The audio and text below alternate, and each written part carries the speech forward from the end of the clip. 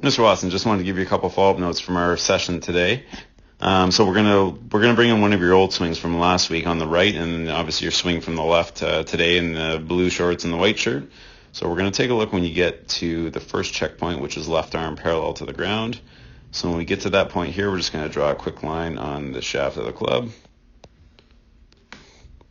So there we go on both shafts of the club. So you take the club back a little bit flat, but that's no concern. As we start to get to the top of the swing, here's where we're going to see the big difference.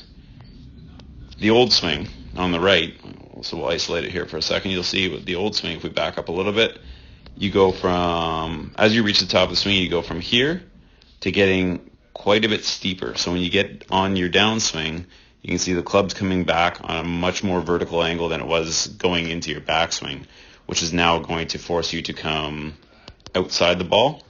Not the best angle to see here, but you can see as you come into the golf ball, your path is out to the left. So there's that over the top move.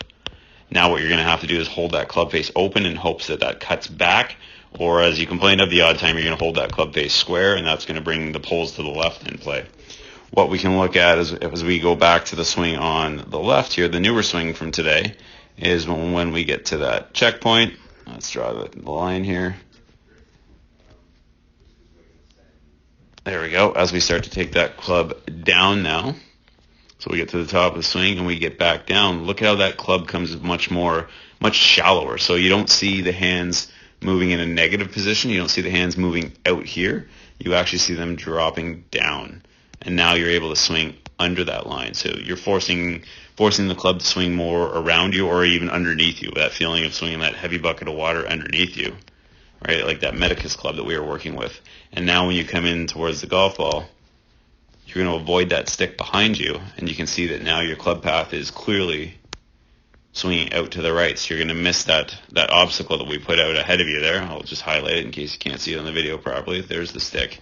So you're going to swing out to the right, which is going to leave you that ability to now draw the golf ball. And the last thing we talked about today is just simply at address, just making sure that we're not set up with an aggressively open club face. As we can see right here, if we zoom in, the last thing you like to do before you pull the club away is set up with a very open club face. So that club face right there is pointed out to the right. That's probably protecting against the pull that you were afraid of, but now has crept in to make it a block. That's a pretty easy fix. We just want to set up with the club face a little bit more square and continue to swing on that same path. Good work. I hope the knee heals quickly so you're able to practice, and let me know if I can help.